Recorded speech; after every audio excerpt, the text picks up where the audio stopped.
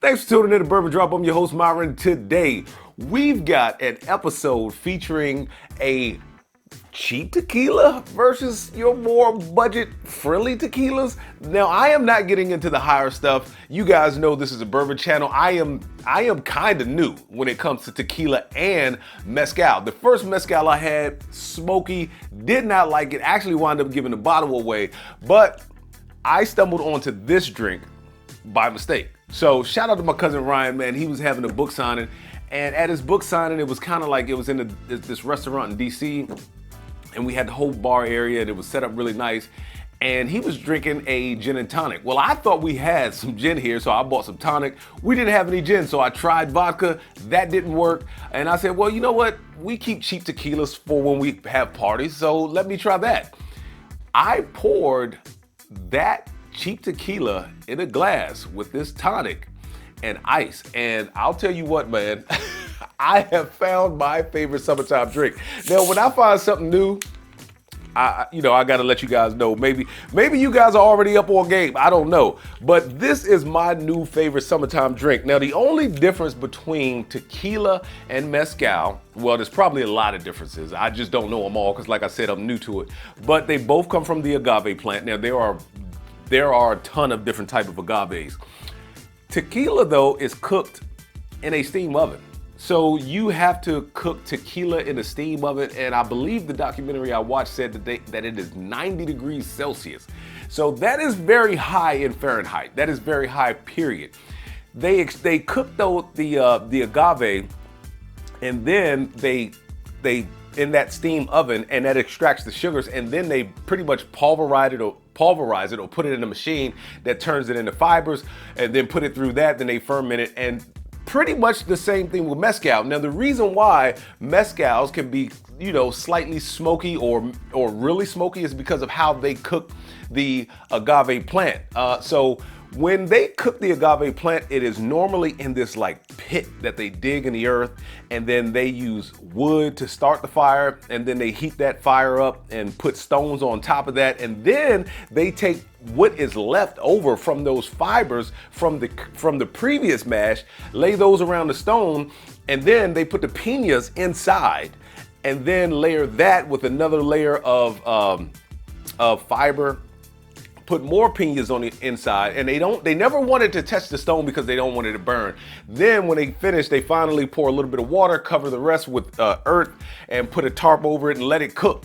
Now, what I didn't know about the agave plant is some agaves can take 6 to 9 years to ripen, to get to a point where you can pull it out of the ground and use it for mezcal or tequila, and some take as much as 20 years. Now, that is crazy to me, but look, I've got to get into this drink. One of my favorite summertime cool downs now. Cheers. That is just a refreshing drink, man. If you don't believe me, try it. But let's get into this mezcal, because tequila has taken off. Mezcal has really taken off. So since about 2020, like mezcal has become like the number one growing spirit in America, which was wild to me because I thought it was bourbon. But looking at that documentary, and they showed some charts, they said it was mezcal. Now, these are all from the Oaxaca region of Mexico. It turns out that when you get into mezcal can only be made in 9 states in Mexico, which when you go down that rabbit hole, it's like, it starts to remind you of bourbon, because now I'm pretty sure this is true with most spirits that are recognized and, have to be from a certain region and have to follow certain rules, but it is almost just like bourbon. So they have all of these rules that they have to follow, from how it's distilled, then what they can put on a bottle, to how it's made. Is it made in the factory? Is it made the old school way? I mean, it is just so much that is involved in it. But like I said earlier, the one thing that sets it apart from tequila is that way in which the piña is cooked. Now, it does look like a pineapple. Piña was Spanish for pineapple, back when I looked at the documentary. Like I said, I don't know a lot, but I am just getting my feet wet because I couldn't believe it. You guys know me. I'm not a big tequila guy. And then all of a sudden, after making that drink, I said, let me try something like that, but with mezcal, because The way that the tonic has like these bitter notes, these bitter kind of citrus notes in it, but it's still kind of sweet at the same time. I thought the light smokiness in a mezcal would just be a perfect combo. Turns out that wasn't the case. So mezcal, the smokiness of mezcal, I hope this does not turn your stomach.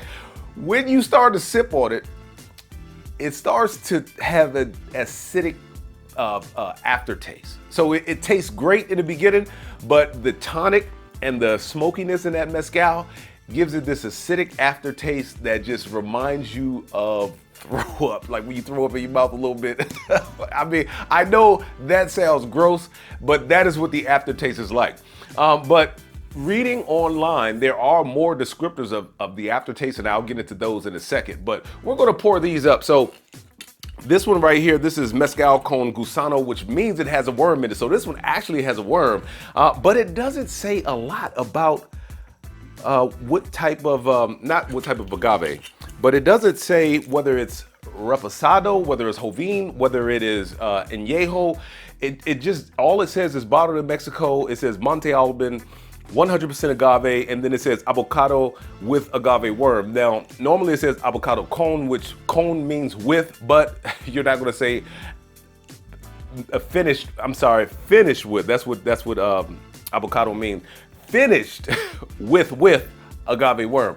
But it doesn't, so I am not sure how they gave it the color. I don't see anything about it being rested in ex-bourbon barrels or first fill bourbon barrels. Now, this is the joven, which was basically the blanco of tequila. This has not been aged at all in any barrel. They just basically distill it and then they can go ahead and bottle it. That's why it comes out clear like this. Now, you do have in tequila cristalino. I don't know if mezcal has got into that yet.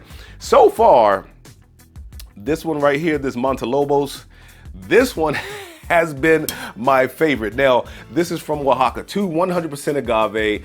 It says organic and sustainably grown. Now, I read somewhere online that, you know, some manufacturers were coming through because they saw the growth, just like anything else. They saw the growth of mezcal, so they started. I am screaming from the rooftop, go and buy our new pick.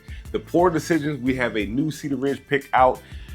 You guys really love the Westford pick. So what we did was, we can never make our minds up. There were two barrels that we loved the nose on one, we loved the palate on the other, and we had Cedar Ridge for the first time ever combined two barrels. You guys need to go out and get this pick. The link will be in the comments. Harvesting mezcal in a way that really didn't leave the soil in a good position for upcoming mezcal in the future. Like, they just wanted to get in, get their money, and get out. Now, this one right here, this is the Siete Misterios. It is joven as well, 100% agave. Now, this one actually says the native word for agave, which was maguey. So they're all pretty much close in proof. This one right here is 44% ABV. This one is 40% ABV, and this one is 43.2 ABV. So they're very, very, very close in proof. The only reason why I'm not doing these blind is because that one right there has color in it, and I don't have dark glens. But got my Drug City Glens here set up. So stick around, please stick around if you guys want to see what's going to happen with these. So one thing that I will say is, even though this one is the $23 one and it is cheap, it had to be the most buttery, like buttery of all of them. Let's get into the nose.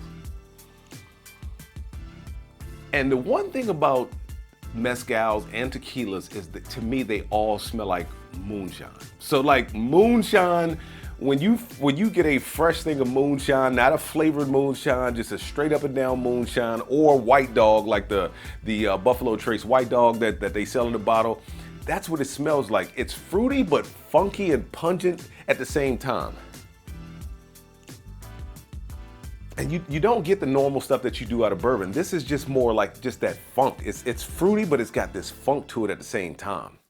All right, let's go into the $50 one. So this one was actually $49.99, and then you have the Siete, which was $38.99. So pretty much $40. So you pretty much got 40, 50, and 23. So, you know, I just want to let you guys know, look, this is something new to me. This mezcal, whether it's taken off or not, I have finally found a spirit that I kind of like. Let's get into the nose of the Montelobos. All right. Now this actually smells sweeter and with a hint of like floral notes. A little bit of, it's kind of peppery on the nose at the same time. But like peppery, like a fresh cut, maybe like a green bell pepper. It's still got that funk, but not as I don't know, strong as the one right here, the Montalban. All right, let's get into the Siete Misterios. All right. Now this one smells the most peppery out of them all, and this one smells more like that Band-Aid note that is in certain, like I've had that in Lafroig. So like that peated note, it's got that smoky Band-Aid smell when you nose the glass. It's got a peppery smell, and it's sweet, but it's lightly sweet. It's like underneath of everything. All right, so this is the smokiest so far. Now this is a $38.99, basically a $40 one. We've got the $50 one, and we've got the $23 one. All right, let's get into the palate.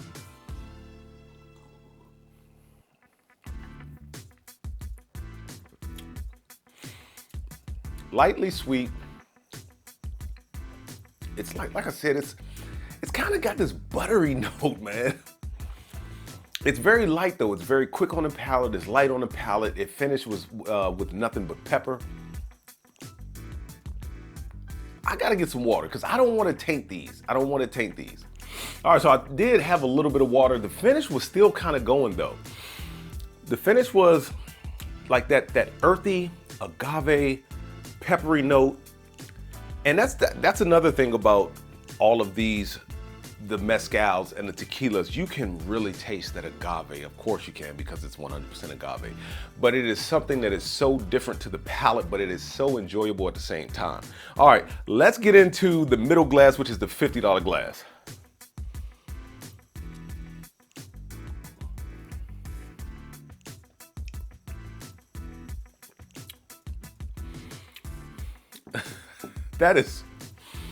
This one has become my favorite. It's very sweet on the palate. Everything transfers over to the palate. It's got like I said, it's got a little bit of that moonshine funk that transfers over. Very sweet notes transfer over to the palate. You get some floral notes that transfer over to the palate. Definitely that agave. That is really good. There's actually There's this very earthy and chocolatey note that just kind of lingers on the palate. One more sip of water. All right, so that one was still going on the palate too. Cleaned it up with a little bit of water. Let's get into the third glass, the $39, $40 glass.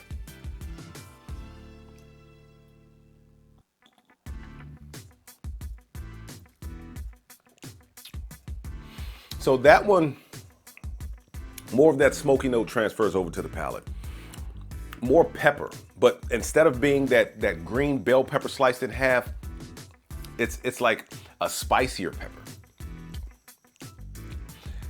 The one note, and I talked about this in the beginning of the video, the one note that someone said, and I said, I never got that before. Now, of course, I've only had a handful of tequilas, and you know, at this point, it was like 2 or 3 mezcals. And the guy said, gasoline. I said, I never had gasoline.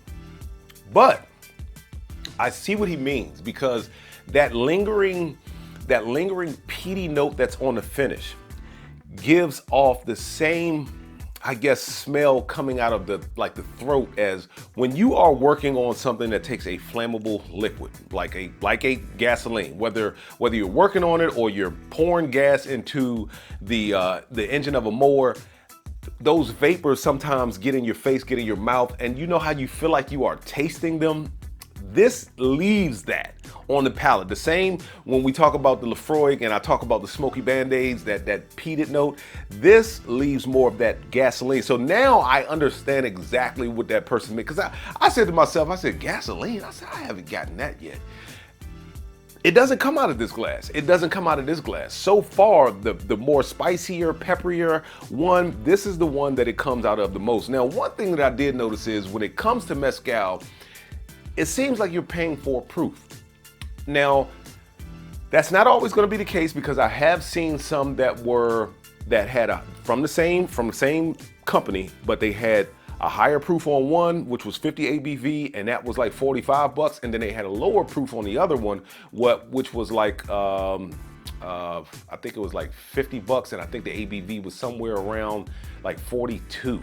So this one right here is the opposite way around though. This one follows the rule of the majority of the ones that I've seen on the shelf. So this one right here being 43.2, I think the one that was 76 bucks was 44.